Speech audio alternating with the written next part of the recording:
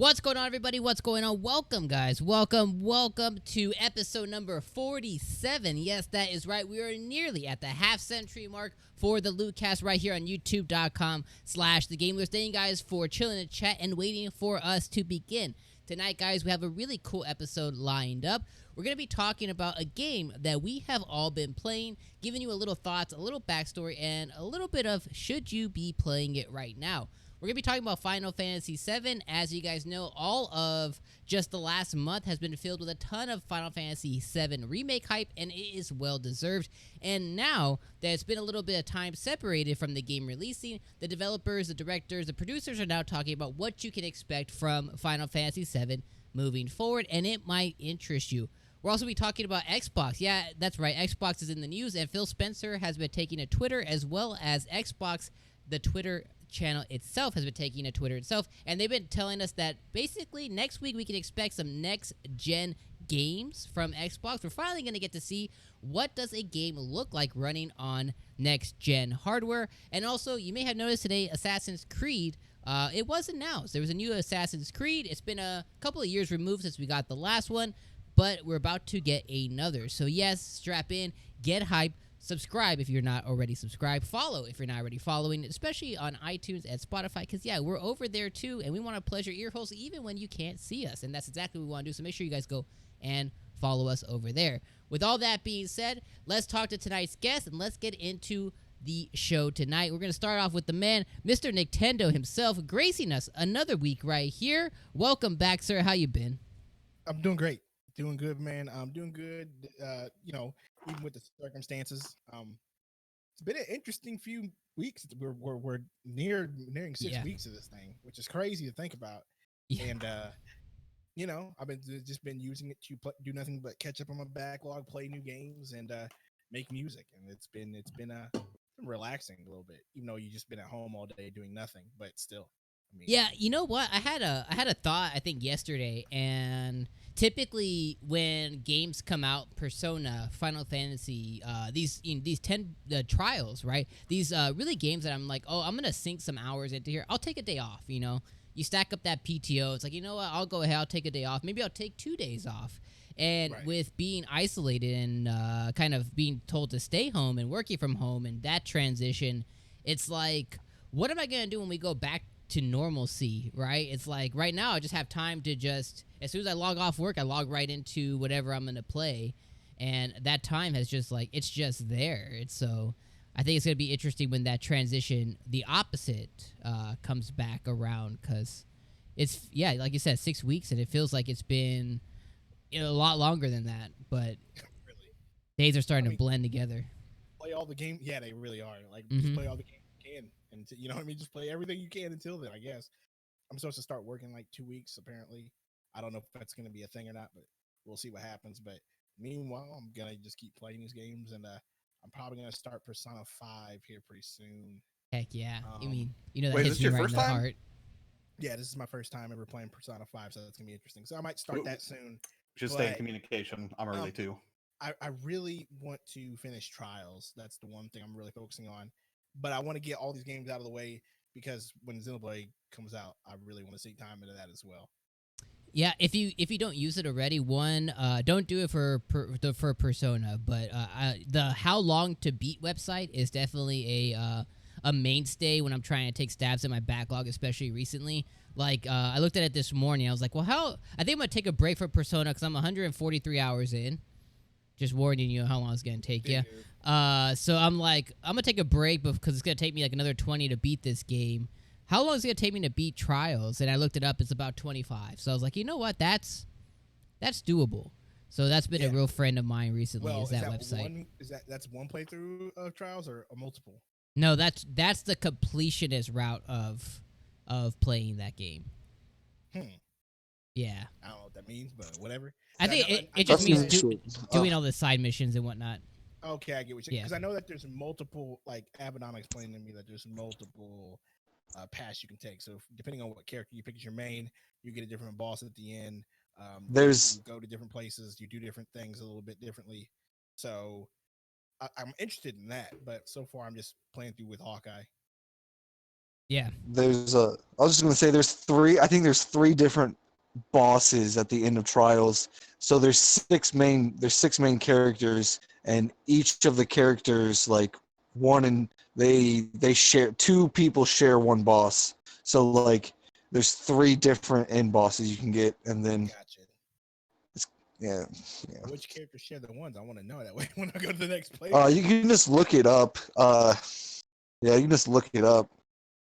Cool. But yeah, For sure. I'm not can't tell you off the top of my head. I think Abaddon told me he said each of the guys have one, and I would assume that they're all about the same. So if you make one of the guys your main, I don't think it would really matter after that. I think that'd probably be the best route to go. Is just go with I'm in Hawkeye, maybe I'll do Kevin next, and then Duran, and then be done. Makes sense. Makes sense. Well, speaking about being done, a man who is sparking up his channel again, Mr. Jake and the Bacon over there. Thanks for joining us another week, man. We checked out your stream the other night, and man, you're about to go pro. How you been? Oh yeah, I appreciate it. Yeah, that was a struggle. So I had never done a shooter on PC with mouse and keyboard. So it was interesting. Everyone got to. Crazy. I had to fix some resolution stuff halfway through, but other than that, I mean, I got some decent kills. I got a couple double kills. I think we played the games are really long, so 2 hours. I played 3 games, and I think I won. I think we won like two out of 3. So and not bad. It was fun being back on cam. Had a solid time. So why aren't you on cam now? What'd you say? Oh yeah, that's a great question. I said why aren't you on cam now? If it was so fun being on cam there, why aren't you on cam now? I don't feel like it. That was a long, uncomfortable silence. Yes, it was. Uncomfortable pause. Like you looked around the room. Because I found that just being on the podcast, I was like hanging out. I like being comfortable. I'm laying in bed with my dog. I feel like I just have better conversations when I'm comfortable, everything like that. When I'm streaming, I'm kind of in like I'm in my performance mode or whatever. And here, it's just casual Thursday night talking with the boys. Why don't you have a you and dog cam for the podcast? People want to see it. Nah, he's too cute. Y'all don't disturb him. All right. So, yo, you want to see the doggo? That's a $20 dono. Ooh, put him up. So, Jay, let me ask you a question. For one person who hasn't touched Valorant at all, hasn't been on the hype train, nor am I really interested, give me the quick pitch of why someone should jump into this unknown property of a game. Well, so if you want it, if you really want it, then you have to kind of go through the steps. So you have to link your Twitch account to your Riot account, and then you have to. I left my computer on for a day and a half, and then randomly at 4 a.m. I checked my email, and they dropped me the beta. But if you're into first-person shooters and you have a computer that you can play, if it runs Apex, yeah, it'll run Valorant. My only issue was, streaming it. It puts a little bit more like strain on my memory and everything like that. Because yeah. The game was using about 2.5 gigabytes of memory, like when it was running. But it's fun. It's like I said, the games are really long. The gunplay is real good. There's a lot of variety in the heroes and everything like that. It is kind of there are microtransactions for like skins and everything like that, which you absolutely don't have to buy, but they're there if you're kind of into it. If you like buying V-Bucks on Fortnite or anything like that. I think if you like Fortnite, yeah, or if you like Overwatch, or a lot of people compare it to CS:GO. I've never played CS:GO, but I compare. It's a lot like Overwatch in terms of like the different heroes. The abilities are fun. The voice actors for the heroes are good. It's a fun game. I can definitely see it picking up traction moving forward, and kind of being the next big thing on Twitch, especially once it releases to the general public. Rax and I were talking about it, and he seems to think that it's going to be kind of a slow drip release, which is an interesting idea. I just want more people to be able to get their hands on it without having to So subject themselves to. And I don't know if you But know I the had to. I don't know if you know the answer. Is it going to be free to play when it launches? Is it going to be a paid game, or do you know? I don't know, but basing it off of just Riot. Yeah. So Riot, they do League of Legends, Yep. which is free, and then basing it on the microtransactions that are already in the game, I don't see them charging for it. Okay. I think they're gonna concentrate more on making money off the microtransactions, kind of like Fortnite. Yeah. But yeah, moving forward, I think I can't see them charging for it. I could be wrong, but Well, no, the reason I asked it, that's a big how do you say it? That's gonna be kind of a big reason or like a big factor in how successful it is, because I think if your barrier to entry is free, you have more chance for more people to play it, which means you can get traction, get on there quicker, because then everybody can stream it, right? Everybody can play it. So yeah, and I think there's such a healthy track record of free to play games doing really, really well that I don't think it's something that they should shy away from. I mean, just look at all these games that came out in the last 3 years that are free to play that dominate Twitch. Exactly. So- Yeah. Rax in chat says it's free to play and that it's gonna have a season pass. So I'm assuming, like you said, kind of like similar to like All what Fortnite's doing and characters. stuff. Yeah, Paladins did. Well, yeah, Paladins did a premiere season, or like a season pass, where you buy it and you automatically unlock all the agents, or like all the characters in the game. You don't get Yeah, I all the remember that. characters at the beginning of Valorant. You slowly unlock them. So, I mean, Gotcha. that could be something they could do. That's cool. So yeah, I mean, even somebody like me that may give it a shot because it's free to play, quick download, give it a try. I probably won't go through all the rigmarole of trying to get signed up for a beta and leaving my computer on for days, but when it comes out, I'll definitely give it a roll. There ain't no way It was I'm doing like that. a little ridiculous. It was a little ridiculous, and I kind of like shied away from it at first. Yeah. I don't know if you just heard my dog. He just sighed to my ear, but then I was like, you know what?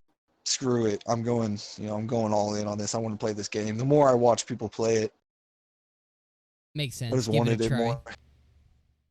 Yeah. Well, speaking about wanting more, there's no one we want more on the show each and every week than Mr. Your Player to himself. How you doing tonight, my friend? I'm flattered. That's how I'm You're doing tonight, Dom. That was delightful segue. I appreciate it. It's been a good week, man. I can't complain, except for the fact that I was going to stream this, and I don't want to hear you say anything, Dom. You just sit there quietly and listen. I did pick up Sakura Wars on the recommendation of Morrow, mainly because I was excited about mech battles, which I thought I would get to do.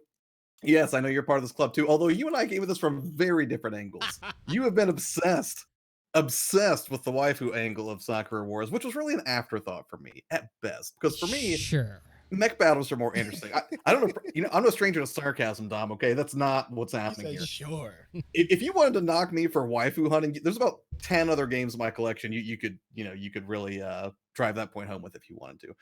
But instead, so because that was so slow to build, I thought I was going to stream it, and then I was like, well, there's no English voice acting, and I don't want to just read a bunch of subtitles for an hour as the game sort of ramps up. yeah. I ended up doing Iconoclast, which is my first time playing it, and I have to say, this game is incredible. I can't believe I slept on this for so long because it is absolutely phenomenal. Like it's just a really fun little like 2D side-scrolling action Metroidvania-ish kind of game with amazing dialogue and like legit hilarious characters and stories and things that happen in it.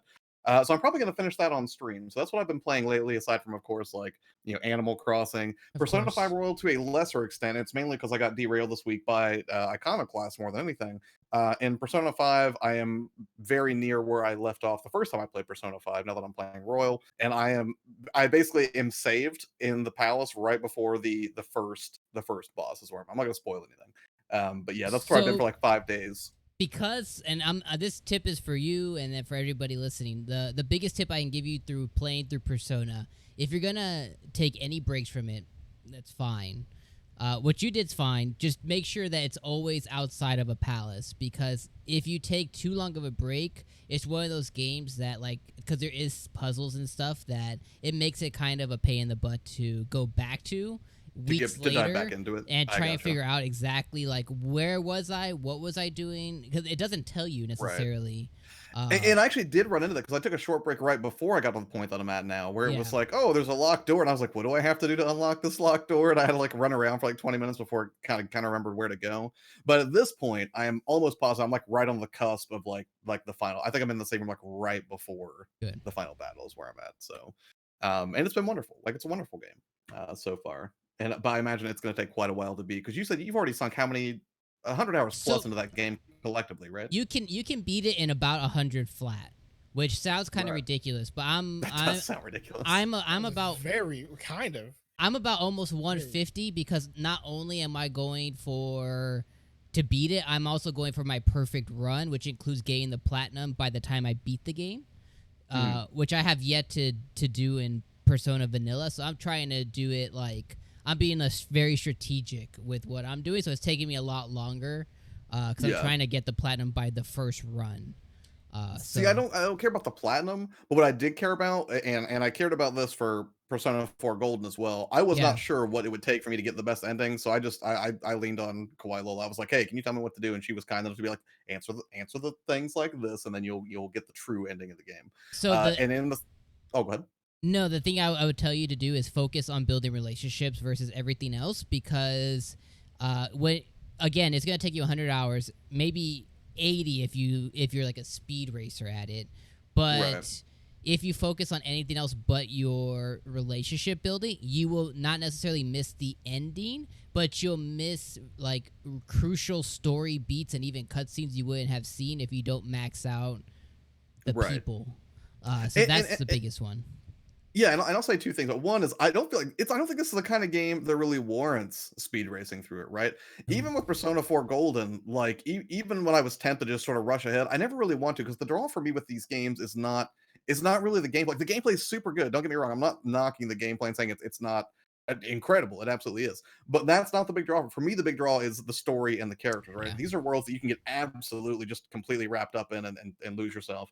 And it's great. But and that's why I was so intent. Like, I don't want to miss this. So I actually did look up. It was like, what do I have to do to get the true ending, but without any, revealing too much? Yeah. And I think I found a place that was like, hey, just do this, and it didn't really reveal anything. So I'm gonna do what it says, and hopefully that was correct. But I'll double check it with you, because I know you have some experience in these matters. Just a little bit. Also, back to Just Sakura Wars and your waifu hunting. Just so you guys at home know, because this is really true. What I know sold you is it comes with waifu stickers. So I can only imagine what you're gonna do with these bad boys. See, that's where you and I differ, because if I was all pumped up with the stickers, this game would be open, but it's not. Okay. It's okay. I mean, I understand. Don't use that. Don't use your faux comfort voice with me. Like, it's okay. We understand you. One day you'll come to grips with who you are. No, it's not what I wanted. Mech battles. Okay, it had nothing to do with the fact that there's a waifu component to this game. Okay, I just thought that pastel-laden mech battles with one that has a parasol was interesting. Absolutely. Mostly. So that's where I'm at with it. Been a good week. With that being said, because Josh is no stranger to waifu hunting, the first game that we're going to talk about tonight as we start the news section of the night is we're going to talk about a game that we've kind of already touched base on tonight, but that also has some waifu elements to it as well. We're going to be talking a little bit about Trials of Mana. Jake, and I know you're real passionate about Trials of Mana, so I'm going to kind of let you start the night talking about this this game that probably people should be playing or should be on their radar. I mean, I wouldn't say I'm super passionate. I do enjoy the game. I played the original back on the collection of mana that you can get on the Switch. I picked mine up for I think $20. It has 3 games on it. If you see it, pick it up. If you're if you're a nostalgic kind of guy or girl, it's a good buy. But I played through some of that as Kevin in the first game.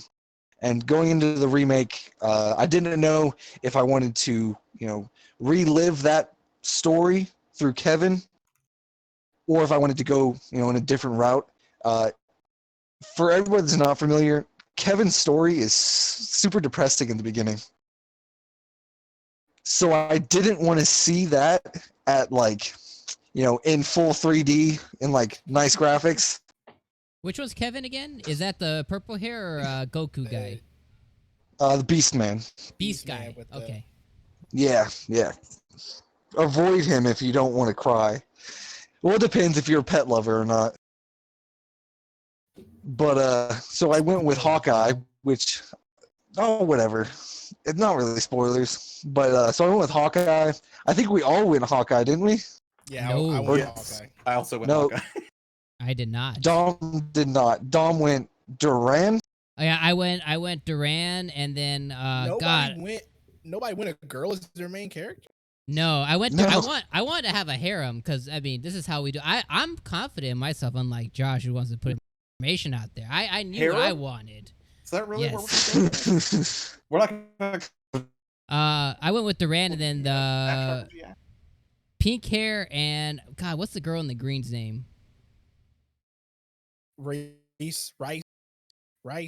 Yeah. Reese. Yeah.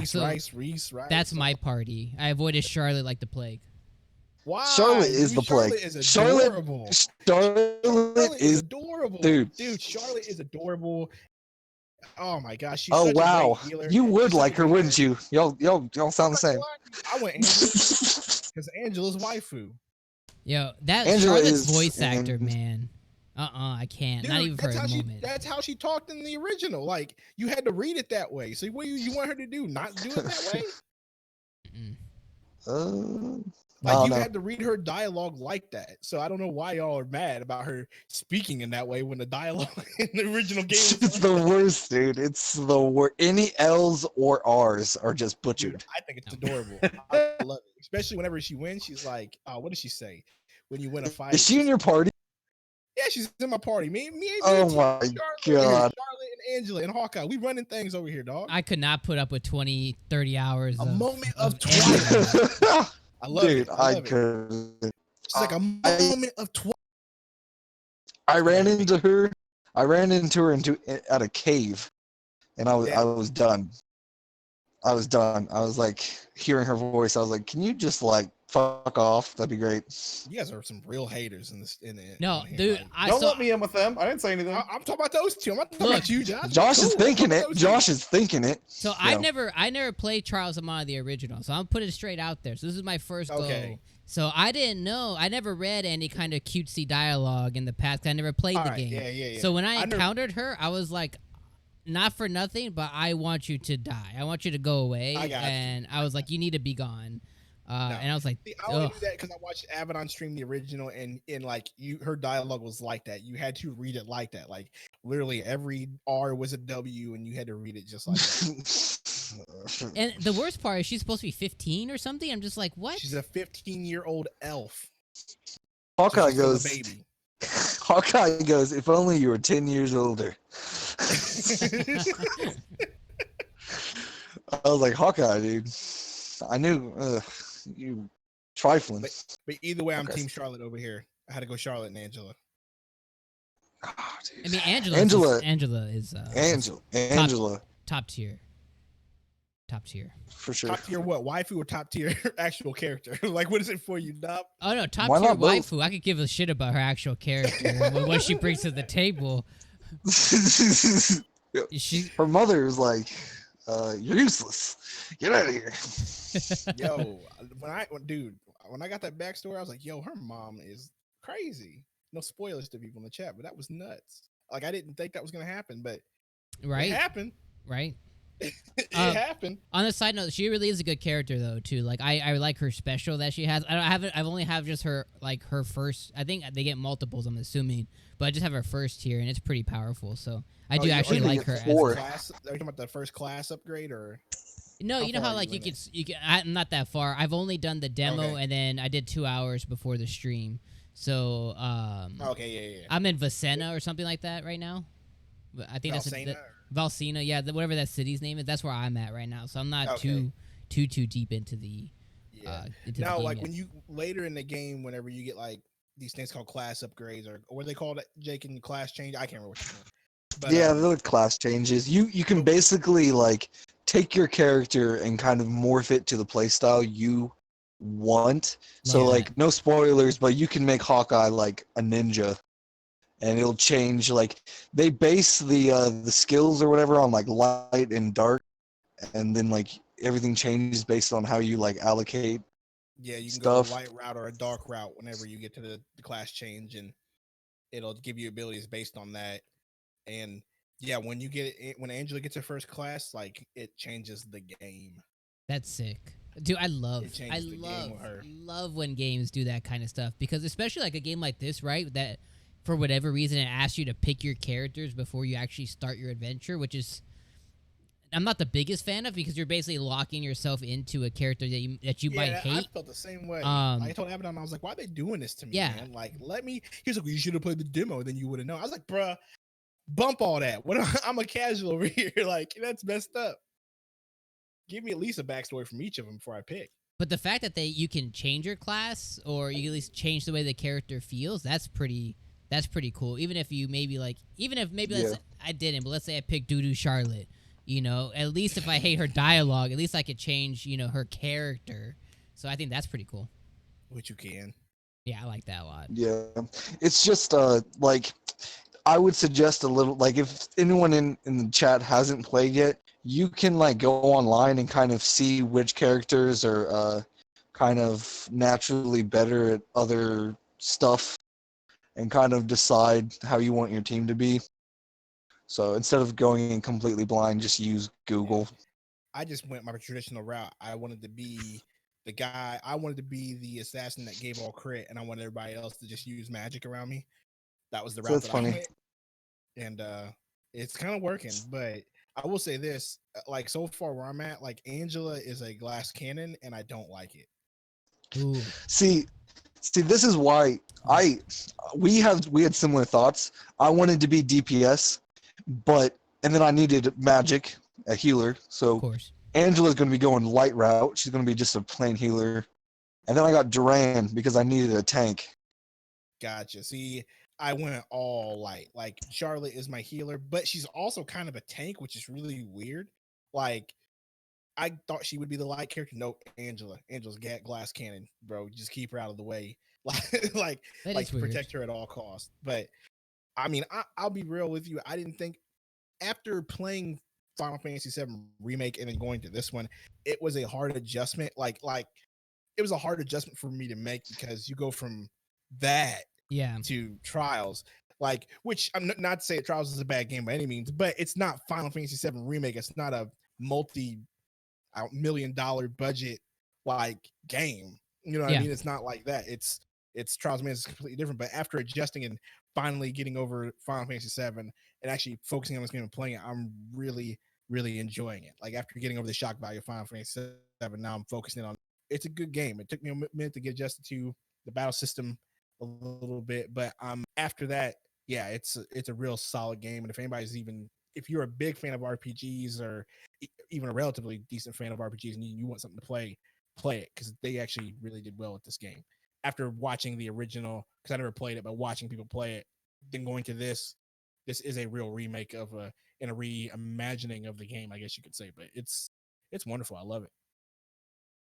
I'm in the same boat. I like the combat a lot. Similar to Final Fantasy, how you can swap between characters. I love that I can swap between characters in this game as well. Now, if you're locked in an action, you can't swap like you can in Final Fantasy, which I was like, in my head, I was like, why can't I? But yeah, even then, you can right after it's done, you can still swap to do the next character's special or whatever they call it in the game. and I actually really like that as well. And the other thing I like too is relatively, like when I'm going to the shops, at least so far, things are relatively affordable, and I kind of enjoy that too. That I can actually upgrade my like gear, my like loot and stuff. And I'm sure that changes, but at least in the beginning hours, I was like, that's kind of cool. It kind of changes. It's everything's It still doesn't. affordable. It doesn't make you be rich, right? Because I think Abaddon was telling me that he was paying like 4,000, Ooh. 4,000 for certain stuff. Yeah. But he's I like hear you, dude. he was like level Well, I'm in at his level 40s or something 28. like that. Yeah, I'm at level 28, and right now, like most armor is now like at the $1,500 range, and Yeah. weapons, and like, Yeah. but you'll have enough money, like you'll have enough. What do they call those coins? Whatever they call them, you'll have enough of those to purchase whatever you need. It's not like it's just like a grind to get as much money as you need. Like it's relatively simple. They keep the game well balanced with that, so it's not like you have to just go out and grind. The only thing you got to do really grind on, if you're not careful, is grinding to actually get your class levels, because I think you have to be a certain level to get certain class upgrades. Yeah. So I think it's 18, 31, or 18 or 36, something like that, and then like the other one's a little bit it's higher. I think. 36. All right, because I got to my second one and I'm level 28, and I'm like, yo, I can't get this. I'm really upset because I really wanted to get it. It might. I think it's in the 30s. I really think it's either 31 or 36. But Hey, Better let be me ask 36. let me ask you guys a question, since you guys are further and deeper into it. Does the music get better? It's relatively about the same. Because I've noticed already, and I've only played through the whatever hours it was of the demo, and then 2 hours today. But I'm finding that like the music, even though I'm in a different area, is still kind of the same. And I was like, that's kind of disappointing. Yeah. A little bit. Well, I you know mean, what's funny? it's, Well, it's no Yoshinori Masuda or Yoshinori Niski. You know what I mean? It's not. You're not gonna get that in this game. And I mean, I'll say this: like, yeah, it's about relatively the same. And you go to Okay. a lot of the same areas too, so it's not gonna be Drastically much different. different. You're just you got Um, what you got with this music. I will say that if you play the original, the Yeah. music aged really well. Like if you go back and play the original, the music sounds really really good. But I feel like they didn't really put much like the same amount of effort, I guess, into like the music for No, the all new their money one. went to the Final Fantasy VII remake OST. They didn't take time to record new track, like really up the music. Yeah, because They all their just money kinda- went to the Final Fantasy VII OST. That's a 7-disc OST. Did you? Yeah. Yo, dude. That's where all Oh, all the man. money went. Good I lord. wish we could play the video that Josh took. So Josh got his Final Fantasy VII vinyl, and then I was like, "Yo, you got," and he wasn't gonna open it, and I was like, "Josh, you have to make sure it works." He's like, "That's a very good point." I So got hounded he goes upstairs. to open it. He goes upstairs and he pops it onto his record player, and he takes the most hypnotic videos. I mean, they were pretty great. But keep going. Yes, very How does it sound on very vinyl? classy. I said, "Oh man, if he was playing that, and I walked into his house, panties are dropping." Oh I my tell you. God.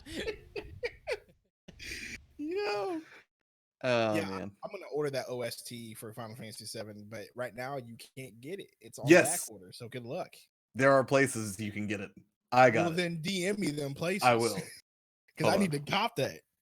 Yeah, I mean, need to cop the It's so OST. good. The music in that game is just so It's good. well Now, worth it. this place I found may steal your identity. It was provided to me by Morrow. I have very little faith that I will reliably come out of this with my social security number intact. So but Mari- if you want it Mari- bad enough, Mari, you'll give take the people's risk. place. Oh my goodness. This Oh, place it's like- might steal your identity. But But it'll be worth it. It'll be worth I mean, it. I'm gonna be honest with me, you steal my identity, you're not gonna get much out of it. So it's Don't me. don't tell me you tell the people at the shifty back You- alley website from the dark web to which I've been linked. If you steal Nick's identity, you'll get a Great Dane and ungrateful children. And your credit score will probably drop about 100 to 150 points. Oh gosh. So, And you'll good get luck. pulled over for no reason. That one hits home. Unless you live right. Unless you live right. All right. So Trials of Mana, guys, as you guys have heard right here, you guys should play it if you have a Switch, and when you know that you should. If you don't, you need to get a Switch. Not right now because you probably can't, but eventually you need to get a Switch. Trials of Mana should be on that list. All right, moving on. Tonight we're going to be talking about a little bit of Xbox. So the first official news topic of the night is Xbox. So next week, Xbox is going to be announcing some next-gen games, apparently. So we're finally going to be able to get some next-gen news here. And Xbox today, they had a little bit of a tweet that launched out. So they said on Twitter here, and this came from the official Xbox Twitter handle, they said, you want to see new games for the Xbox Series X. And they added a question mark there. We want to show you games for the Xbox Series X. They made a statement there. They want to say, go ahead and check out the first look next-gen gameplay from our global developer partners next week on Inside Xbox on Thursday, May 7th at 8 a.m. Pacific time. So next week on Thursday, it looks like Xbox is going to be bringing the games. Now, what they said here in the tweet specifically was that this is going to be from their global partners, which kind of alludes to this. This is probably going to be from their third-party partners, right. One of which may be Ubisoft, our friends over at Ubisoft, which announced a little game that we'll talk about more later in the show. But with that being said, what do you guys think about this tweet and finally seeing some next-gen games next week, finally? I will be very excited to see some next-gen games because at present, I don't know that there's anything really remarkable that is drawing me into the next generation. Yes, I think the new hardware is very capable. I think that, we've seen enough information on both platforms to know that, yes, it's going to be mind-bogglingly cool in terms of their performance. But all that being said, the biggest draw is always going to be the games, right? You can have the most beautiful, most powerful system imaginable, but if I can't play something that's fresh and new that I can't get anywhere else, the incentive to buy at launch drops dramatically. Agreed. I'm a biggest I'm a big of an Xbox fan than a lot of people in the community. Like I genuinely root for Xbox a lot of the times, but right now, man, like if they're just gonna do nothing but show new third-party games at the Inside Xbox, which is cool and all, I'm for it. I'm all for that because I do want to see what the next generation is going to look like console wise. Like I'm for it, but like, when are you guys going to show us some first party? Like that's where I'm really at with Xbox at this point. Like, yeah, I know your third party game is going to look nice. I have an Xbox One X. Every third party game that I have on Xbox One X looks way better than it does on my PS4. So like, I know what it's capable of, but I need to know, like, will you have Halo? Will you have Gears? Will you have a Fable? Will you have something, or will you offer something on this next console that is exclusive to you guys? That way I can enjoy it. You know what I mean? And that's where I'm at with them. Like I want to see these next gen games. You've been buying up all these studios. That's what I want to see from them. But I'm not going to just say, oh, I'm not going to watch it. Because I do want to see what these new games look like. Hopefully they show, like you said, a game that we'll be talking about later, even though I don't know how I feel about that announcement. But that would be nice if they showed that. Yeah, and then, the verbiage they decided to use was from our global developer partners. So, I mean, there could still be a chance that maybe even if it's a third party, it could still be exclusive to the platform. I mean, there's a chance that they could be working with somebody. Hellblade? Yeah. That was one thing I could think, because they did show Hellblade at E3. That might be the one that they could show, because that is their exclusive. That is the one right now that is exclusive since they have Ninja Theory. They could show us Hellblade, because that is technically global there. Was that at E3 last year? Yeah. That was. Yeah, they showed a trailer for E3. That was almost a year ago. That's insane. Yeah. It doesn't feel like it. It doesn't feel like it. No, it doesn't. But what I would say is, I'm looking, now more than ever, I think people need something to kind of take their minds off. And I feel like games for a lot of people are, things to look forward to, kind of like a light at the end of the tunnel.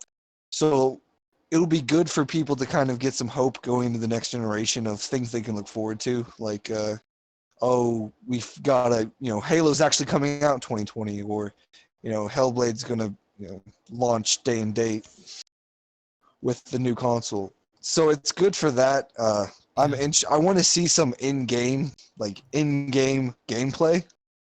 Me too, man. That will really be like the icing on top of the cake. especially since we'll get to this, but today dropped the most tantalizing cinematic trailer I think I've ever seen in my life. So, I mean, we could continue talking about this subject. Let's just get right into exactly what we're alluding to. And let me swap the screen here. Beautiful transition. So let's talk about Assassin's Creed Valhalla coming this holiday. So let me take a little bit of a breath here and read through this article here that came from our friends over at Ubisoft. And this one here came from VentureBeat, I believe. This is Ubisoft is bringing the next game in the Assassin's Creed franchise. Assassin's Creed Valhalla. Hold on, let me take a drink here because it's a lot of systems, a lot of platforms are coming to. Okay, there we go. Valhalla is coming to Google Stadia, PlayStation 4, PlayStation 5, Windows PC, Xbox One, and Xbox Series X. Yet to be announced. Nintendo Switch? ? This is going to come. The company revealed the first details on the game. It is going to be set in the 9th century against England's Dark Ages, as you guys see beautifully on screen right now. This released during the debut trailer today. Assassin's Creed Valhalla will star a character named Eivor, a Viking raider and clan leader. Players can choose to play as a female character as well. And they can actually choose from a selection of different customizable options, including hair, tattoos, clothing, war paint, gear, and more. Ubisoft says that Assassin's Creed's traditional open-world action-adventure gameplay will also return, and Valhalla will build on the foundation with raids, settlements, expanded and political influence mechanics. They go on a little bit further here to kind of tell you exactly what the game will be. And I quote, and this is the long part here, guys, stick around with me. It is going to be driven from Norway by endless wars and dwindling resources in the 9th century after death. That's AD. Players will lead Eivor's clan of Norsemen across the icy North Sea to the rich land of England's broken kingdoms. Players must carve out a new future for their clan, reliving the ruthless fighting style of Viking warriors with a revamped combat system that includes the ability to dual-wield weapons against a greater variety of enemies than ever before. To secure resources, players can also lead raids to select locations using their long ship to earn much-needed riches and supplies. As Vikings begin to settle in their new home, they encounter resistance from Saxons, including King Alfred of Wessex, because we know who he is, who denounces them as heathens and looks to be the sole ruler of a civilized England against all odds. Eivor must do whatever is necessary to keep Valhalla within reach. Interesting. All right. Let me just say, because I love everything about this. Like, just as you know, I guess my grandparents immigrated from Norway and Sweden. I am so into this story that I'm all in on this. I'm almost disappointed that it's an Assassin's Creed game because I really just want like a good, long, healthy, like Viking story. Mm-hmm. But I am okay that it's Assassin's Creed.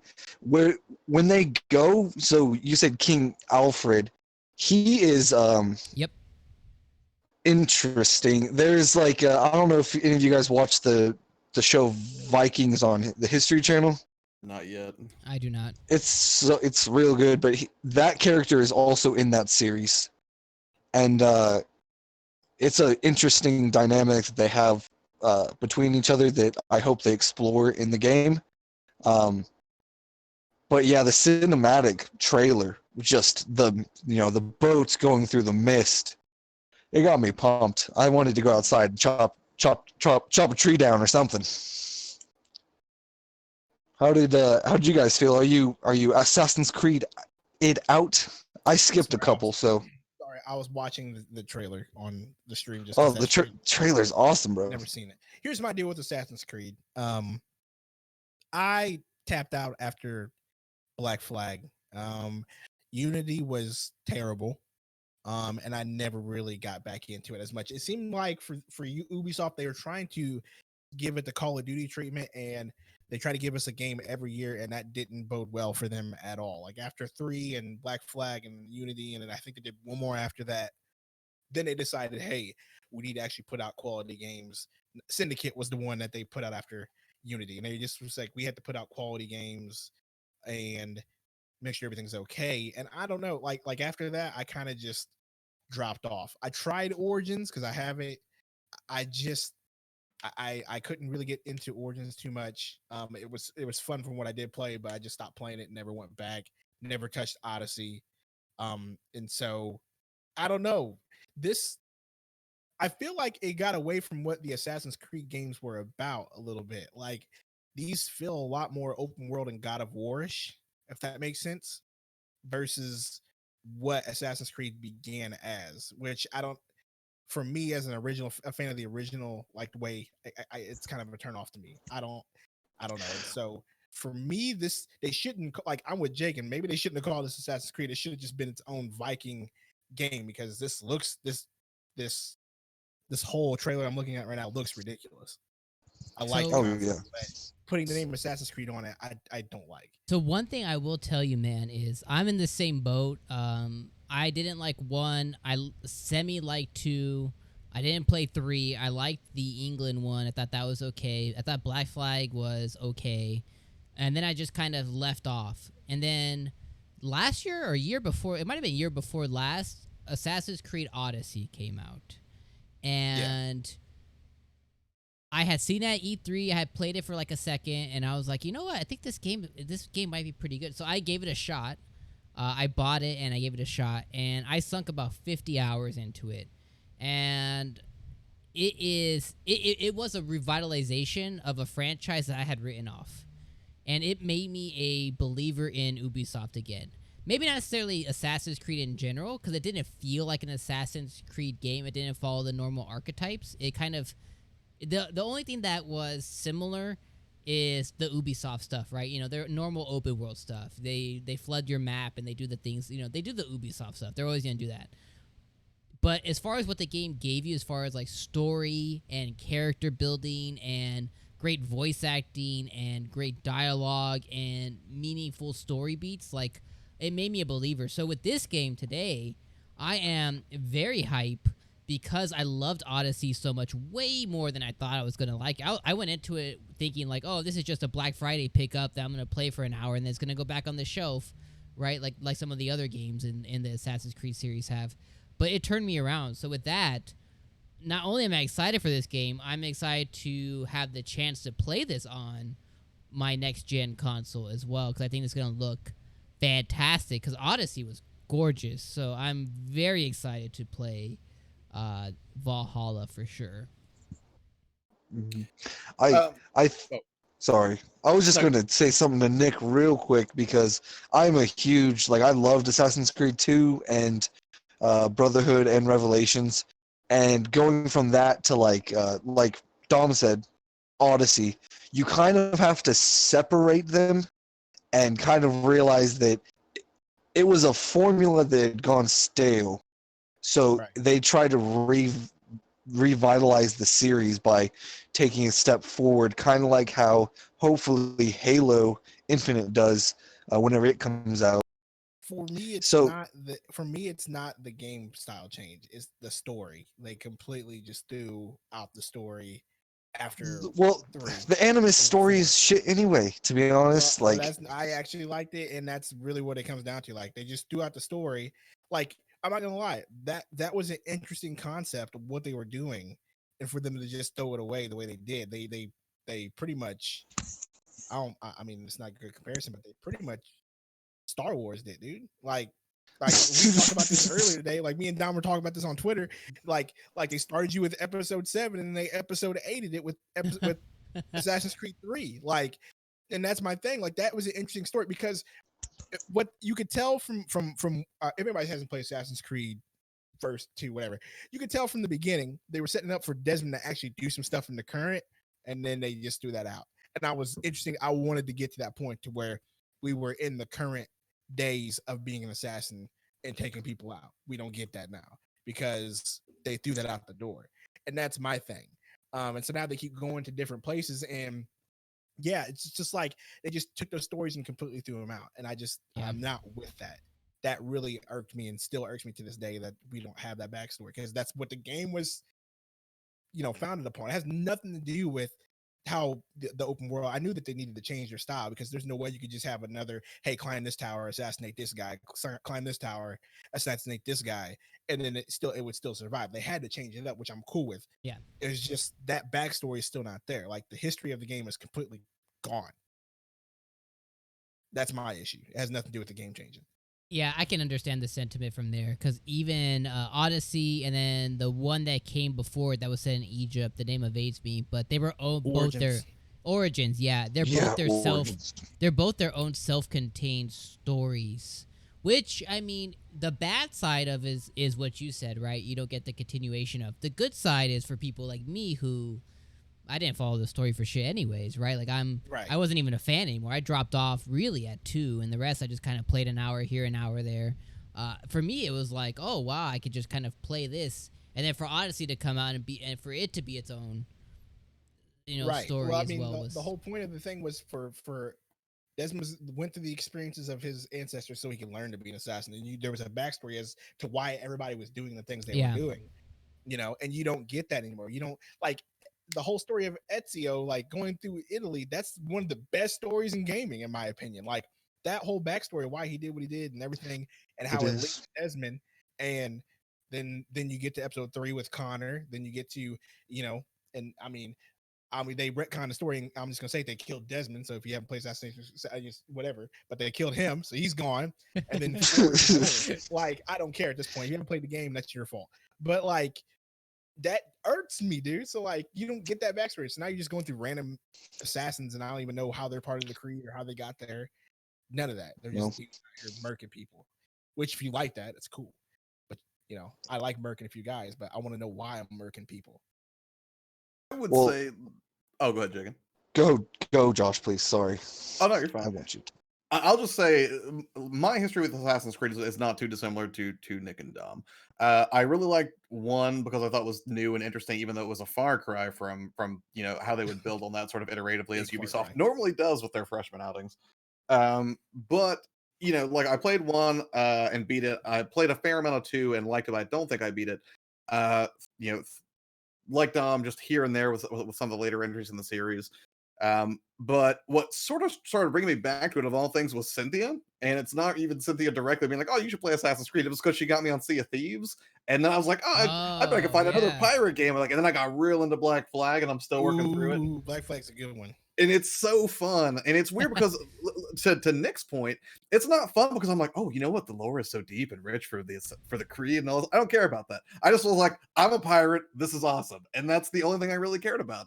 And that's why I really want to try, like, Origins and Odyssey, because I understand it based on what Dom's saying. That's where they start to step away from leaning so hard into it. And now, granted, I'm speaking from a position of ignorance here, but I'm going to say this.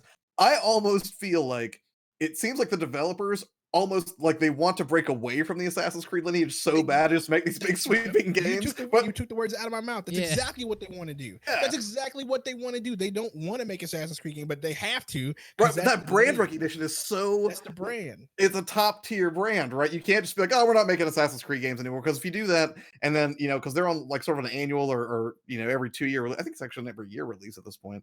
But every time they do it, if they're just like, oh, we're making a cool new action game, that doesn't carry as much weight in the public gamer arena as saying, ooh, a new Assassin's Creed. People hear that, their ears perk up because they know it's a AAA. Now, as far as this specifically for Valhalla, here are my observations, which again are pretty bare bones. One is I thought it was very interesting that Xbox was featured so prominently at the end of it, with no mention of PlayStation in that trailer. Yeah. And which, again, I'm leaning more and more towards the Xbox for multiplats. It used to be that I would lean that way because so many of my friends were on that platform, and it has a better online infrastructure anyways. But now it's become more appealing to me, 1, because they're consistently making the most powerful consoles, and 2, is they have a stronger commitment to backward compatibility and forward compatibility than most.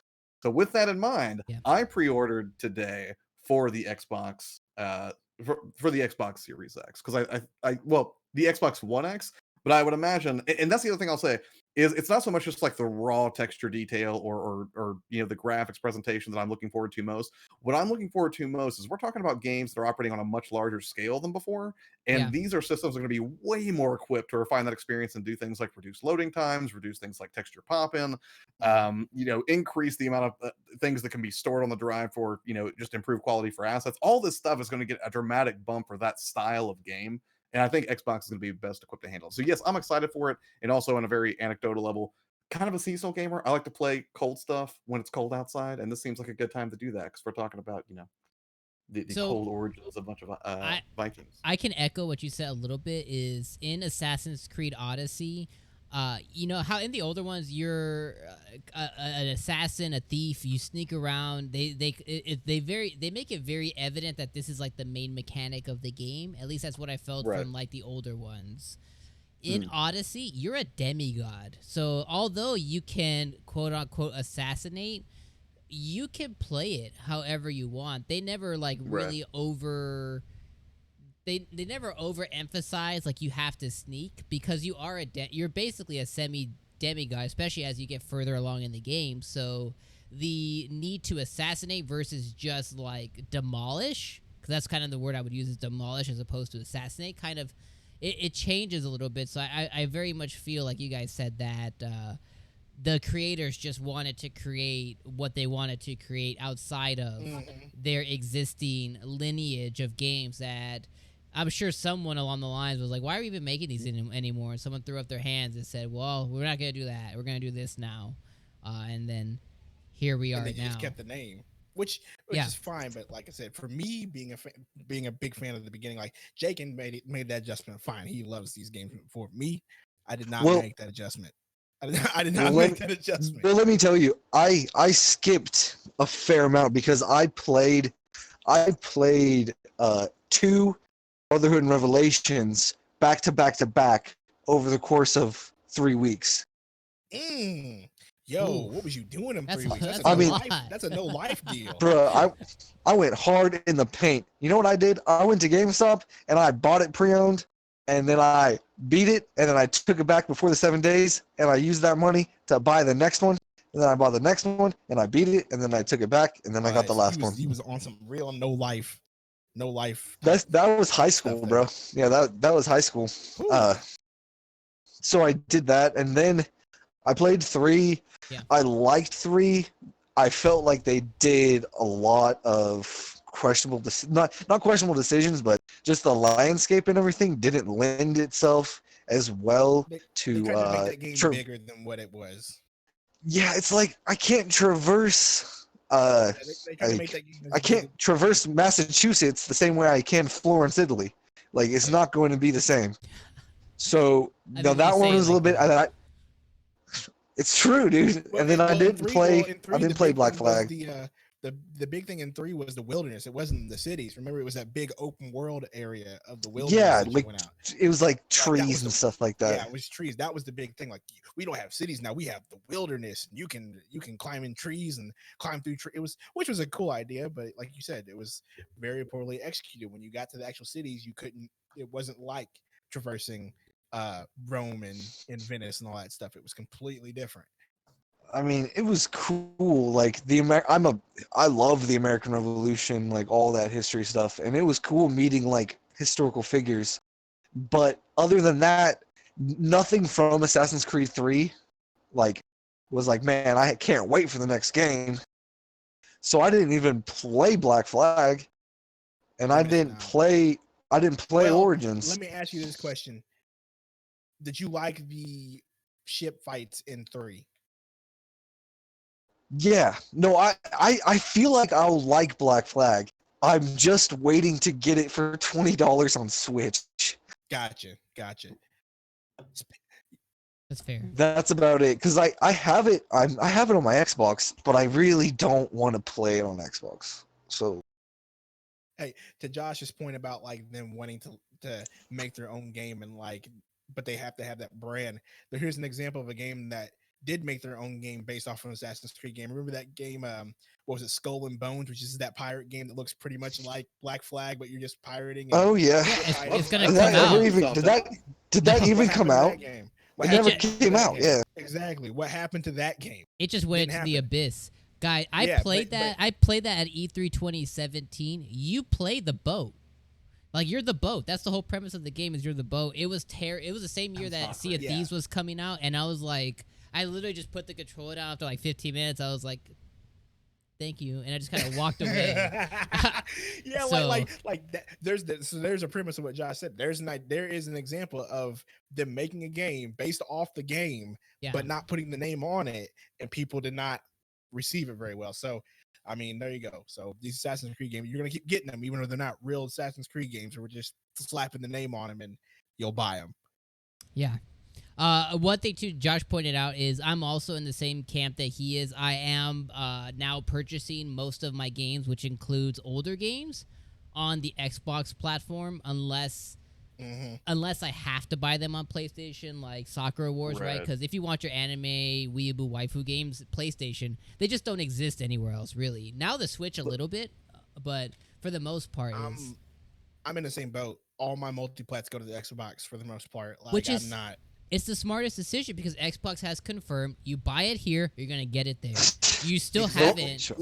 Let me On ask you something though. PlayStation. This is for both of you. When it comes to collector's editions, even though you're buying games predominantly on the Xbox now for multiplats, Mhm. do you also die a little bit inside when you have to get a collector's edition for the Xbox instead of the PlayStation? No. Depends on Because the game. for me, I don't know why, and I think it's completely irrational. I just think PlayStation 4 collector's editions of multiplats are inherently better than Xbox editions of multiplats. PlayStation's class here. Yeah. I don't know why. I can't explain it, and it's weird because It's like if you look, completely justified. Do you know like why? they I'll tell hold you their why. value better. I'll tell you why right now. Because one, I feel like it comes down to the consumer.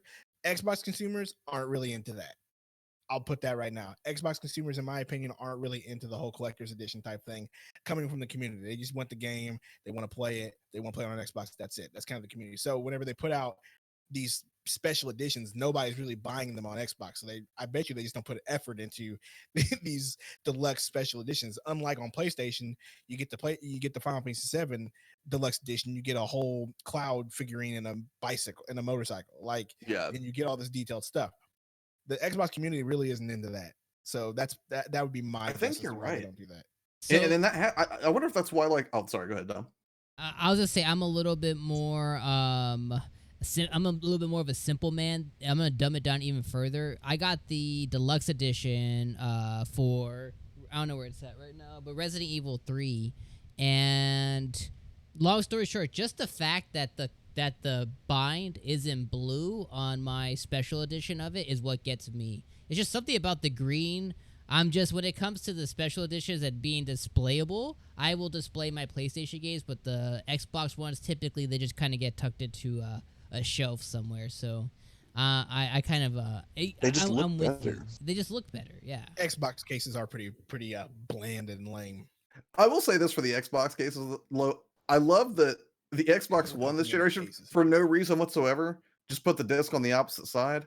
Yeah. I mean, it was not a problem. I could see that it caused no functional problem. I'd see that it caused no functional improvement. They just randomly did it because a lot of They times the wanted to be marketing different, dog. different They is wanted to better, be and I'm different. like, They want to be different that it's gen. a Now, tiny edge, but not they're just like, yeah, we'll just do only- it backwards Not this year. only can you play TV on your Xbox, not only is this going to be your one-stop shop for everything. Games. Who needs games? Guess what? Now the disc is on the other side. Go Yeah. buy the Xbox. That was their whole marketing ploy.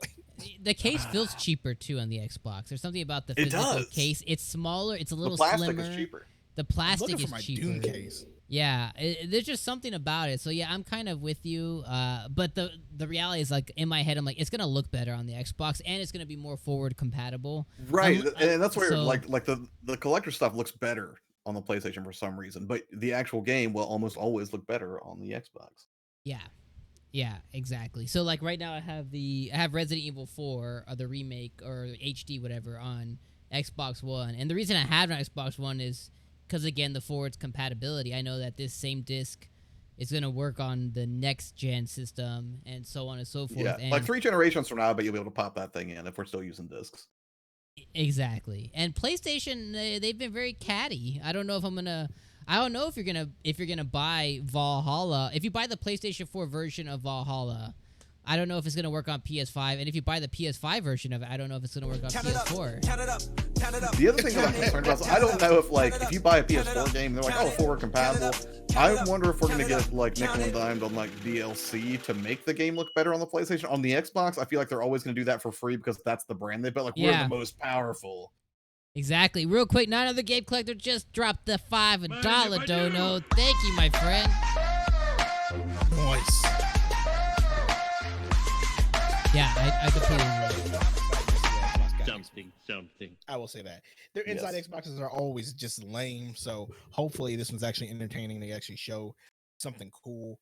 But I doubt it. I bet this is just going to be the highlight, and everything else is just going to be more Sea of Thieves and more Forza. And more With what they're promising, I just want Larry Erb or Phil Spencer to come out and be like, "Hey, we're Xbox. We're bringing you the next gen, the best looking whatever.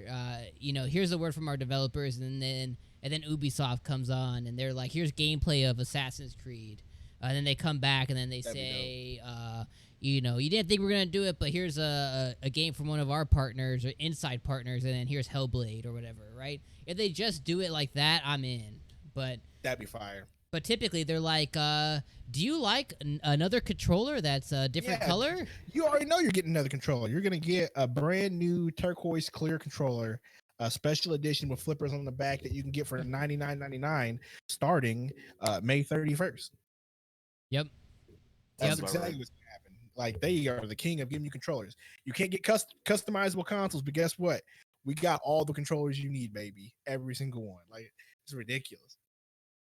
Exactly. If you guys get hype in chat right now, we'll give you 5% off on the Xbox customizable controller store.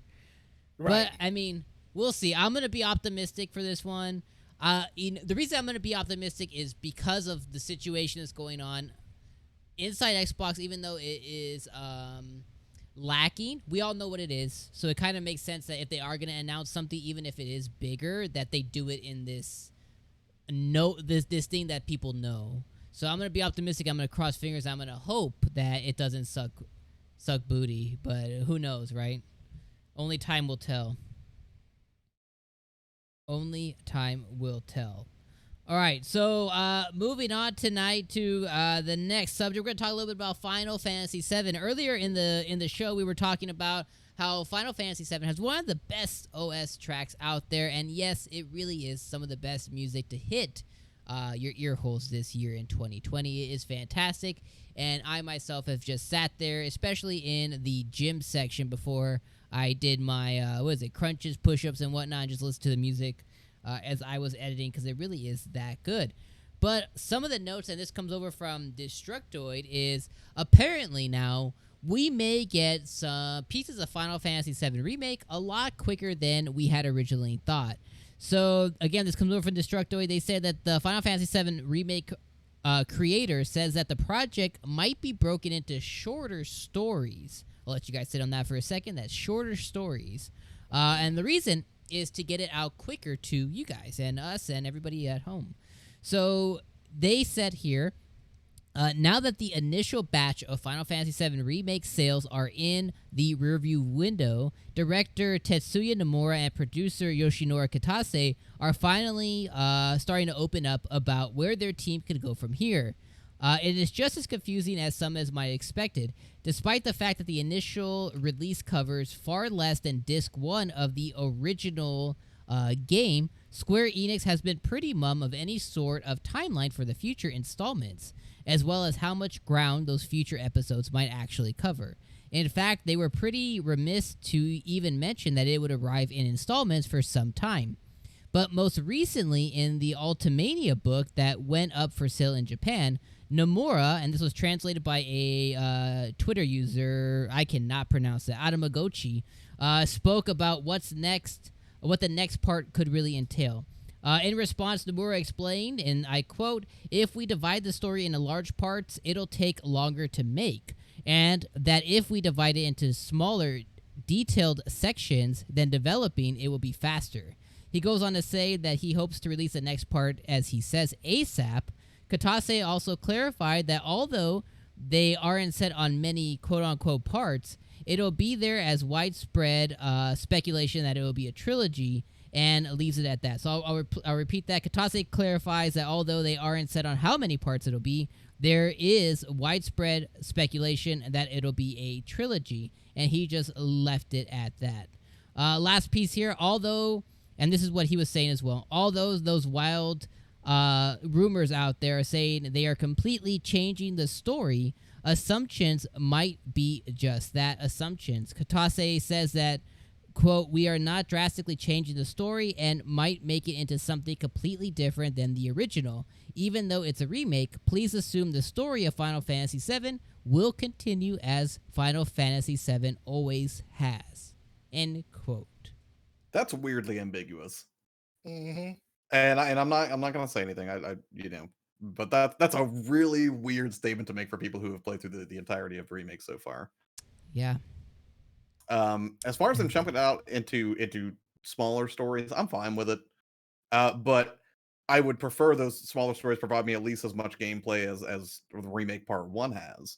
And I think there is some merit to doing it in smaller chunks too, because if they do it in smaller chunks, I think that will give them the ability to focus more on a quality product. I think if they have like a smaller amount, like if they're not like on crunch time, where they're like, all right, you got to get an 80-hour epic out by next December, and they're like, okay, you know what, it's only going to be about 30 hours, but then they could put a ton of extra time because of that margin they have built in to to tweak the graphics or address perhaps some of the ugly textures from remake. Still my game of the year so far, but we can all agree that first story you see is real hard to look at. That will all be fixed when we get to the next gen era. The door on Cloud's apartment when you first walk up to it, it's like it's so bad. Like you look at him, he's pristine, and then behind him, it just looks like it's bad. The door looks like carpet. It's like, man, that is a real serious homage to the PS1. If you go to the battle arena and take the elevator and you turn your camera around to look at Tifa or Barrett or Aerith, they look like a shell of themselves. It's like their whole selves just kind of dissipate into like way less pixels. It's actually a little bit scary. And if you guys haven't done that, I encourage you to go do that. I'm not going to do that. Yeah, I took multiple screenshots, and Tifa's sexiness was like, oh my god, what is this? Who are you? What'd you do with Tifa? I don't know you. Here's what's got me worried is, all right, I'm over the hype of the first one. Absolutely loved it. My game of the year.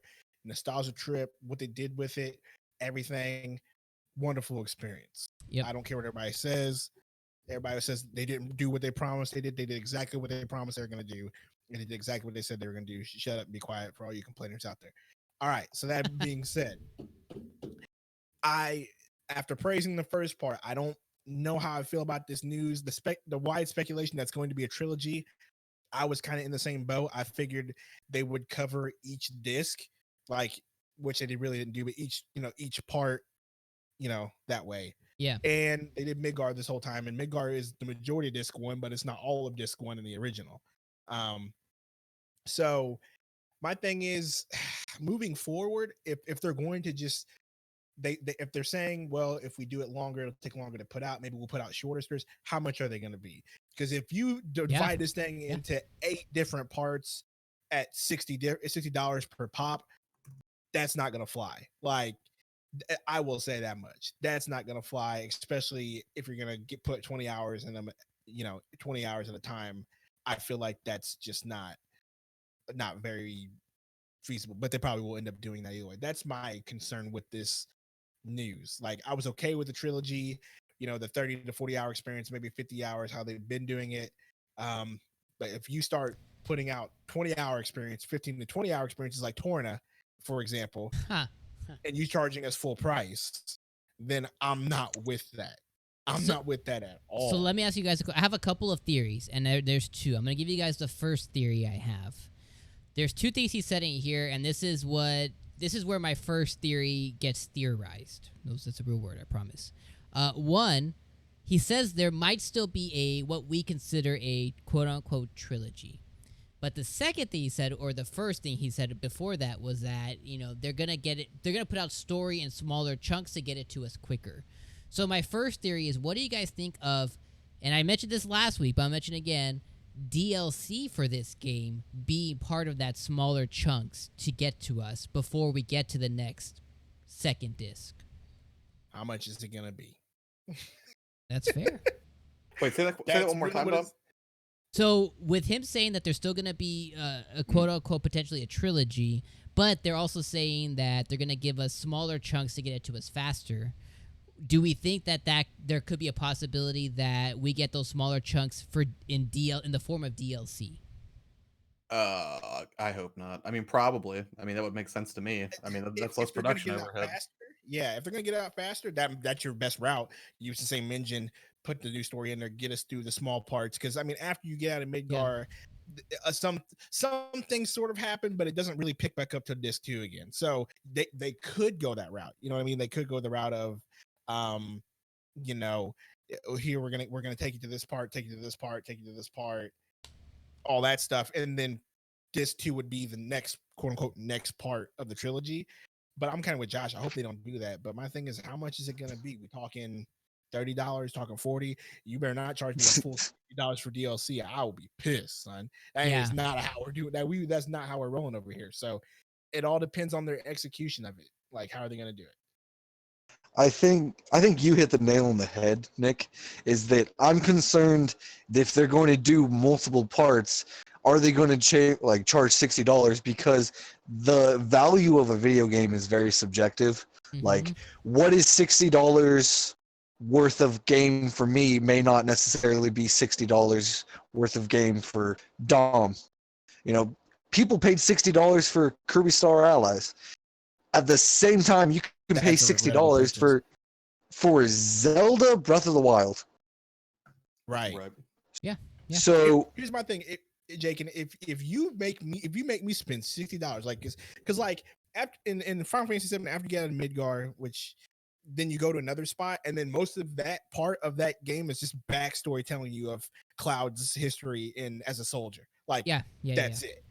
You charge me $60 for that, I'm mad. Like, you better not make this a Ground Zeroes type deal with Metal Gear Solid. We're not doing that.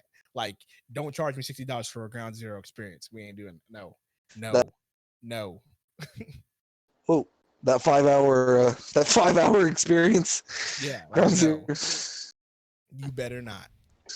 Gosh, dude. And then it confuse people, like they don't play Metal Gear, like, because I only know about it. I don't necessarily play Metal Gear, but I know that that's not a full game. But people going into a store, they'll be like, "Wow, why is this game so much cheaper?" Wait. It's because it's 5 hours. Rewind. Which one? Which game? What game? Maybe I missed Metal Gear 5 Ground Zero. Instead of Phantom Pain. Yeah. Phantom Pain is the actual Metal Gear Solid 5. Yeah, I have that. And then there's Ground Zero, which is like 5 hours long. If that. I have that. Okay, let me hit you guys with my second theory. Because Nick said something like, "Oh, maybe it's broken up into about 8 parts, right? And we get them in 8 chunks for the next decade." Another part of what I was theorizing is, what if, and this is gonna suck, this is gonna hit home. What if Final Fantasy VII Remake, all of it, by the time we get it, is maybe it's 7, maybe it's 5, maybe it's 10 years. Maybe Square Enix's plan. What do you guys think? What if their plan is to give us Final Fantasy VII Remake from now to completion for the next 5-10 years? But in the next 3 or next 2, we get the next iteration of Final Fantasy, which is Final Fantasy 16, the next mainline entry. What if this is their forever game and their real game is the next numbered entry? I don't think they will, and here's why I don't think so. Because they've already said that part of the production for Final Fantasy VII Remake, or part of the design philosophy there, was that they wanted the people who worked on the original, who are getting pretty long in the tooth, like some of these guys are in their 60s or near 70 at this point, that they wanted them to be involved in the process, which, one, I just think that's a really cool thing to do, considering these brilliant artists and designers paved the way for this game to even exist. But two, it would be very tonally inconsistent if they started losing that. That sounds macabre, but if they started losing that talent halfway through the development cycle or releasing all of the episodes. So I don't think they're going to fast track it. I don't think they're going to draw it out 10 years. I think it's going to be somewhere in the middle. Like when you said 2 to 3, I think that sounds realistic. I do not think they're going to let it stretch out to 10, because at that point too, it would be weird if they were working with the same engine and then near the end of the PlayStation 5 generation, that I feel like those graphics would start to look super dated. It would be really weird and inconsistent to be like, oh, look how amazing the first one looks. Then 10 years later, you're like, if you thought the doors were bad back in 2020 and 2028, it's looking rough. We're Like, talking about doors here. Look, I have. I don't want to sound like that guy, but I do have somebody who interviews people and knows people that have worked for the game. He's telling me right now that they are working on voice lines for the second part already. So they're already working on the game. He's saying, so what I'm hearing is expect it the next part relatively soon. Year to year and a half, 2 years. That's what I'm hearing from people. So, but now I'm hearing that and I'm hearing this. Yeah. What is that next part? Like, what is that next part? Is it going to be a DLC that's 20 hours long? Like, what is it? And that's kind of what I'm at right now, because after hearing this and comparing it to the news that I've gotten, like, it does give me pause for concern a little bit. Some part of me would be really hype at, like, and I know depending on if people are fans of it, I would be okay with another, like, in 6 months, a 4-hour DLC chunk for, call it $20, and then 6 months from there another 4-hour chunk, and then it leads into the next main part 2 or whatever. I like that idea, but that's only if they stay true to that idea. Yeah, they would have to. Like if they say, look, we just wanted to get some of this backstory or some of the story leading up to the next big part out of the way. But then again, the way the game ended, no spoilers. Like, how can you do that? Like, how can you do that? Plus, wouldn't people complain? Like, when they'd be like, well, why wouldn't you just put this in the game to begin with? Like, instead of charging us more money afterwards. Because if they did, say, like, next summer, they dropped a 20-hour DLC for $40 or something like that. Which, by the way, wouldn't be a bad thing. No. It would be, like, if they did it right and, like, it continues the story and kind of, like, lets you wet your whistle until the next mainline, like, 40-hour one comes out, would people be upset, or would they, what do you think? Jake, and this is the gaming community. We are always upset.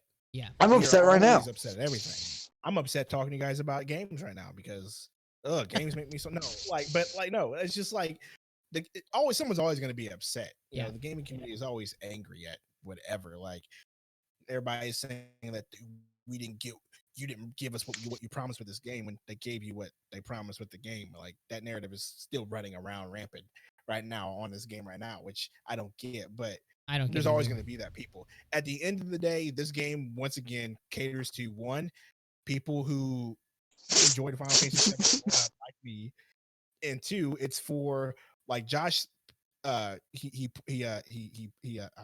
he touched on, was they wanted the older guard of the first game, the developers of that game, to be involved with this game. So, I mean, however they're going to get it out, like, that's how they got to get it out.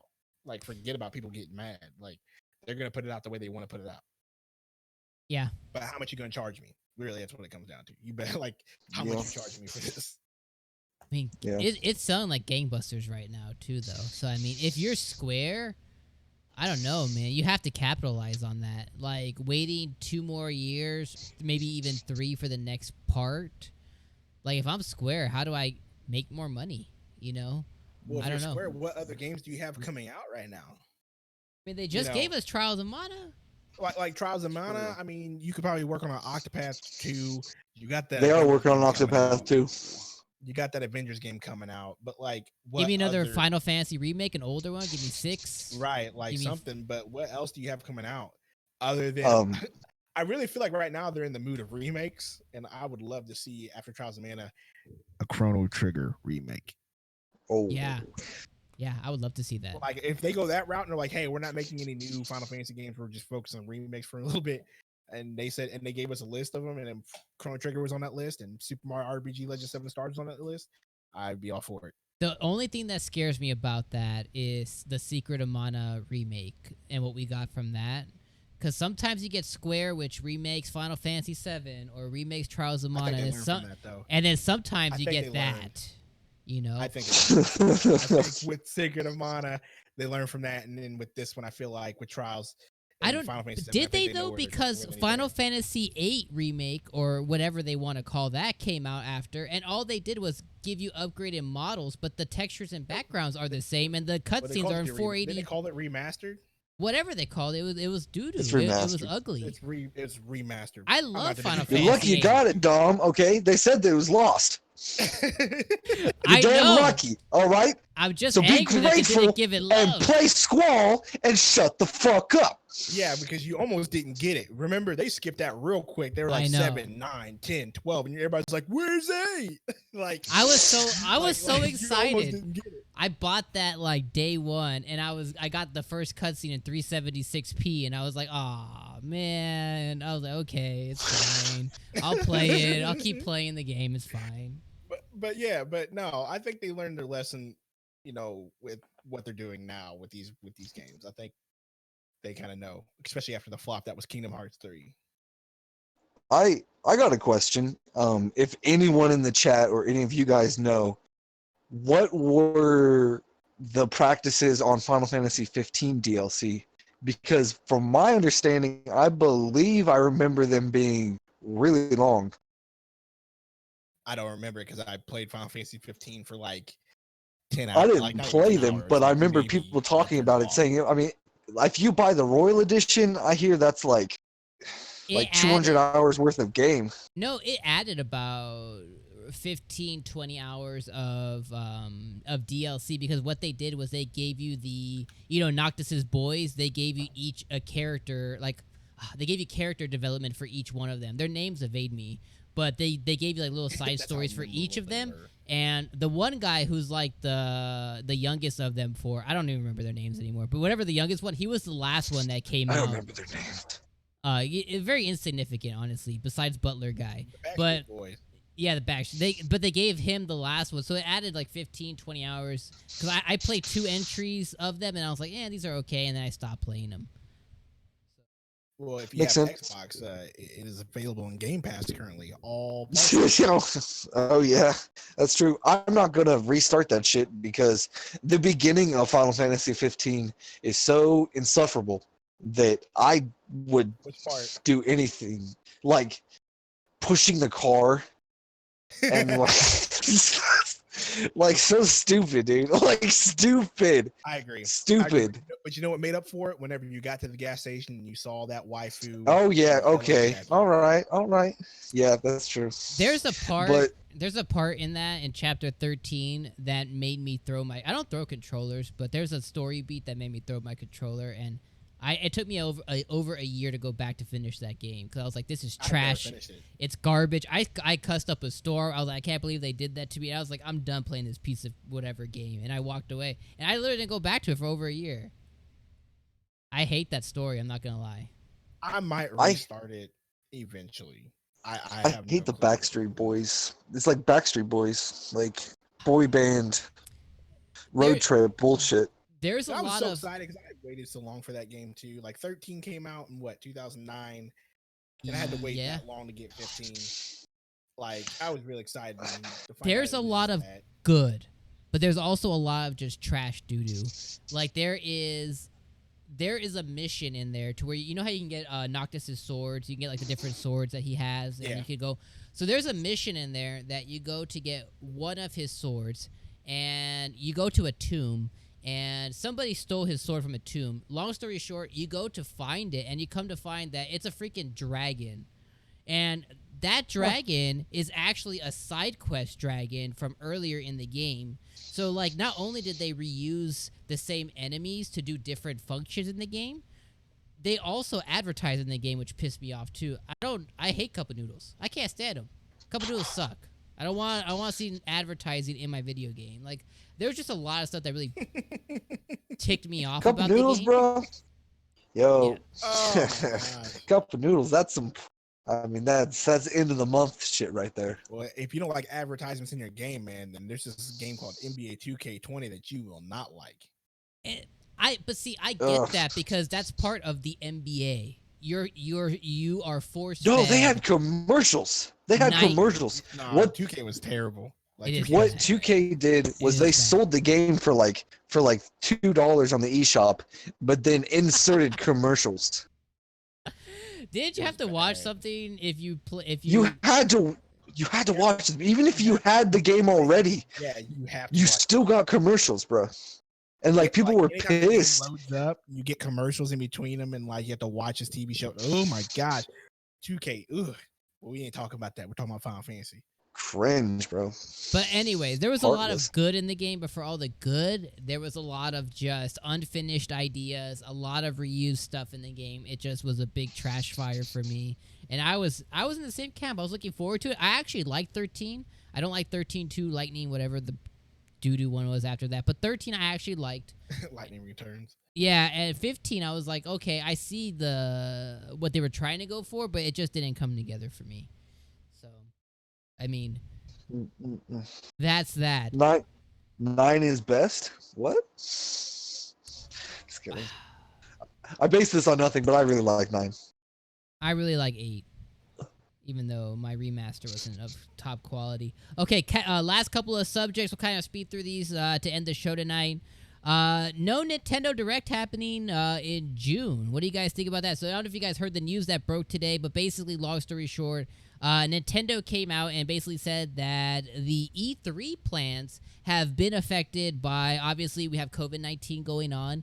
So, and their work from home situation that's happening right now, they have been affected by it. So therefore, in June, we normally get an E3 Direct. We are not getting that this year. And they're stating because of the situation that's going on with the world right now. Some of the things that we were expecting this year was the 35th anniversary of Mario, what that would entail, and potentially even Breath of the Wild 2.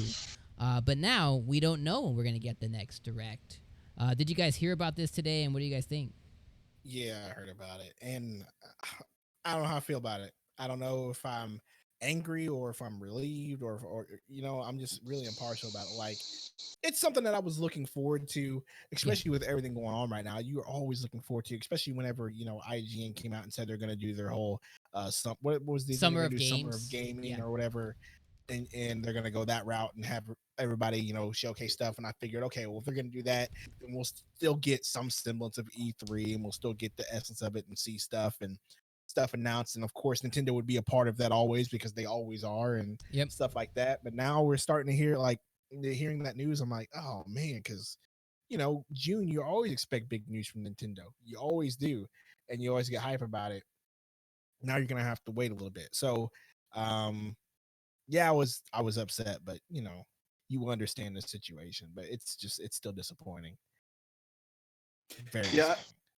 I guess I'm kind of indifferent about it because I mean Nintendo knows the importance of marketing, right? And they've gotten way. I mean, they've always been good at it, but with the Wii U, that was not a very well marketed system, and with the Nintendo Switch, they knocked it out of the park, right? They realized they didn't target children; they targeted, millennials who were either in or approaching their 30s who had day jobs, and they knew that their time was at a premium, and they knew that all of the marketing surrounding that would very much speak to the pain points people have with gaming in general, like. It's hard to be a gamer when you don't have a lot of time to play, when you're losing 40, 50 hours of your week to a day job. Yep.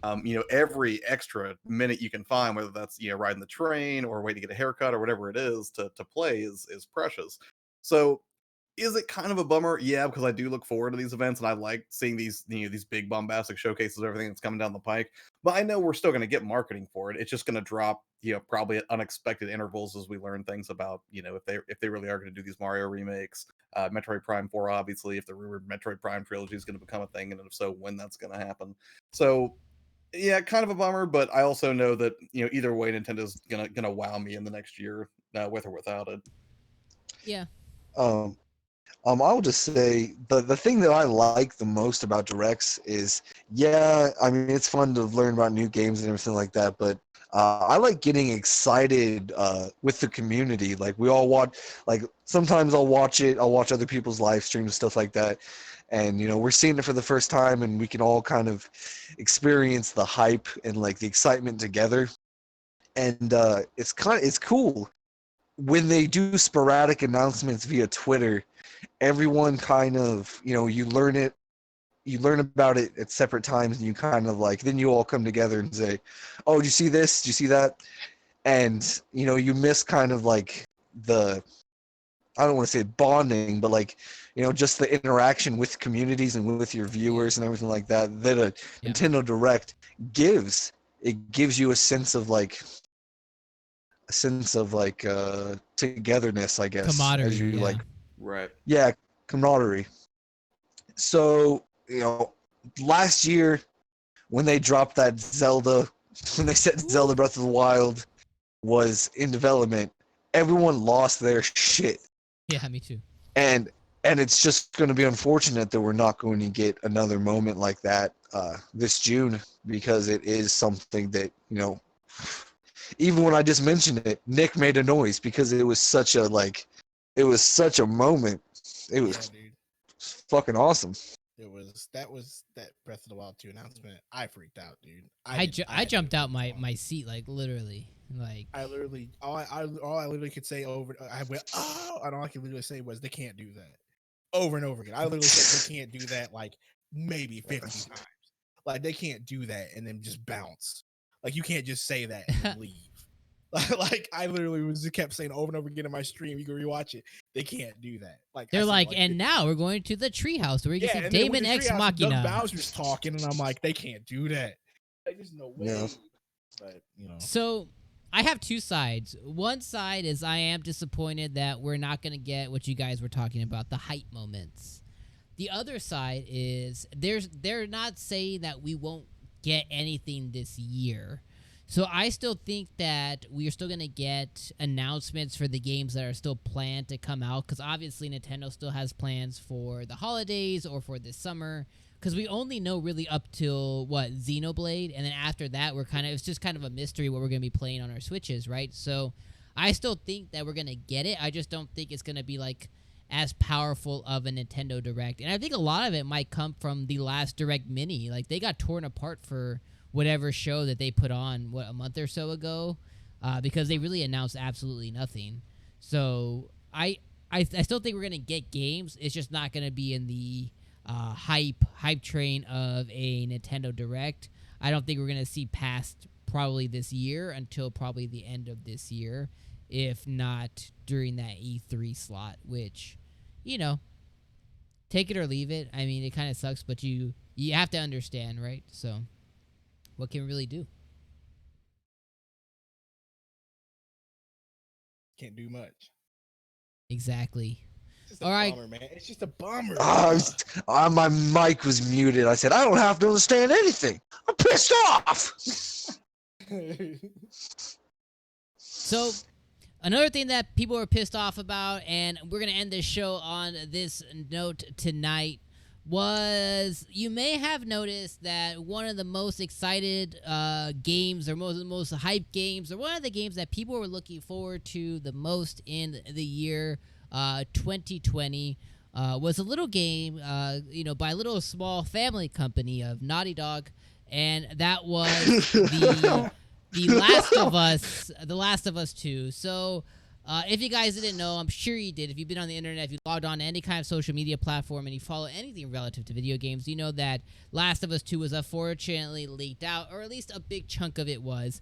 But what also came with that leak was right after the actual release dates were announced. The release date for Last of Us Part 2 is going to be on June 19th, so we have a solid date now. And that obviously came with a little bit of some additional news, which meant that another game that was going to come out during that slot was pushed back, and that was Ghost of Tsushima, and that is now coming on July 17th. Also, Naughty Dog did put out a post, and I'm just going to read through this one for you, for us, for everybody, just so you guys know. The post came from Naughty Dog themselves. They say, and I quote, that we know the last few days have been incredibly difficult for you. We feel the same. It's disappointing to see that the release and sharing of pre-release footage from development. Do your best to avoid spoilers, and we ask that you don't spoil it for others. If you felt something there, we're talking to you. Last of Us Part 2 will be in your hands soon. No matter what you see and what you hear, the final experience will be worth it. This comes from Naughty Dog themselves. So, what I want to hear from you guys, just a couple of closing thoughts on what you guys think about Last of Us. And as you close out your thoughts, also let people know where they can find you and where they can search you up, as this will be the last topic of the night. We're gonna go in which order? Whatever order feels right inside of your jellies, inside of the special place. Let me go first on this because I can't speak to it. So I feel like these spoilers that got put out are the reason why this game is being released as early as it's being released, in my opinion. Because it was supposed to come out next month, toward the end of the month, and they delayed it. Yep. I've never heard of them. I heard of somebody delaying the game, months ahead of time to delay it 3 weeks later. That's just odd to me. So I feel like this kind of forced their hand. Do your best to avoid spoilers. I will say that. I caught some of these and I saw some of these myself, and I'm upset a little bit, but whatever. So I probably won't play the game now, but that's just me. But do your best to avoid them. And yeah, so I mean, it's disappointing that happened. I wonder who put them out. It had to have been an employee. Hopefully that person got canned, because that's ridiculous. Like, to put something out there like that. But I'm more excited for Ghost of Tsushima. And good looks on Sony. That actually gives us something to look forward to, because like you said, we don't know what's coming out this summer. Like, we know that we're getting Xenoblade Chronicles Definitive Edition, and then after that it was going to be stale, but now Last of Us 2 is coming out in June, Ghost of Tsushima in July, so at least we have something to look forward to this summer. Something. So at least that's out there. So there you go. And Nick, all the good people, where can people find you? Where can they find you, and what can they if they do search you, what do they find? You can find, you just type in Studio Nintendo and anything's going to pop up on Google. That's really what it comes down to. So we just Google it, YouTube will come up, Twitter, all that stuff. Everything's the same. Do me a favor, go over to the YouTube channel. If you like it, hit the subscribe button. We just hit 700 this week. Trying to make my way to 800. Been doing a series on Final Fantasy 7 OSTs. Been doing a bunch of Final Fantasy 7 covers. Eventually, that'll lead to an album that'll be on Spotify. Much like Dom said in the beginning, go to Spotify and hit that follow button for Studio Nintendo as well. That helps out a lot. Appreciate y'all. I will have to say this. I'm kind of with Nick when you say that you think that the release date was moved up on account of the spoilers. I think it absolutely was. And when you said I'm probably not going to play it, that's just me. That is categorically false. It's not just you. I think that is exactly the reason why it got moved up, because I think tons of people like you probably got wind of how it was going to end and was like, oh, well, I just don't need to play it now. Either because they were like, oh, well, I can't discover for myself, or they just didn't like what they saw.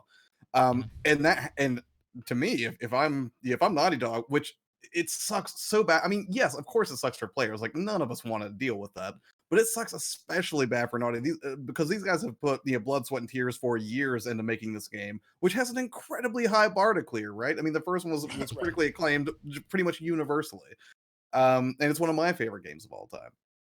So, knowing this happened, first off, yeah, it totally sucks. It's really just quite awful, but I feel, especially bad for Naughty Dog in this situation. Like, yeah, as for the players who are having to deal with all this nonsense, it sucks, but especially bad for them. I'm still very excited for the game. I'm going to try to avoid as much as I can. But yeah, I mean, I'm pumped for Ghost of Tsushima as well, and I'm glad that the entirety of my summer gaming enjoyment doesn't solely hinge on The Last of Us 2. A big chunk of it will, but ultimately, it's good to know there are some other things that are coming out to look forward to, and I'm trying to maintain some faith in the Avengers game. I don't know if I can keep it up, because I don't know how good that game's going to be. But yeah, that's kind of where I'm at with it. Now, as far as my channel, where you can find me, it will be youtube.com/yourplayer2. You can find me on Twitter at itsyourplayer2. Feel free to hit me up there if you just want to talk about video games or YouTube stuff, because that's basically what my channel is all about, is making helpful content for other gaming creators. And then for fun, I do my own gaming content as well. The most recent of which would have been my March pickups, which I'll go ahead and drop it in the chat if anybody wants to check that video out. But yeah, that's where you can find me. That's what I like to talk about. Let's be friends. Let's be friends. He's a good friend. And I'm all right. As Don't let for him sell himself short. He's mad. I do all right, you know. As for Last of Us Part 2, I do deeply feel for Nintendo and everyone else that had the game spoiled for them. I don't wish that on anybody. I recently dodged a Final Fantasy VII remake spoiler. In Player Essence's chat, the dude was timed out to oblivion, hidden. He's never coming. Sent to the Shadow Realm is an understatement. If I had seen it, I most likely would not have motivation to finish the game. So thankfully, I missed it, and I haven't seen The Last of Us 2 spoilers for myself.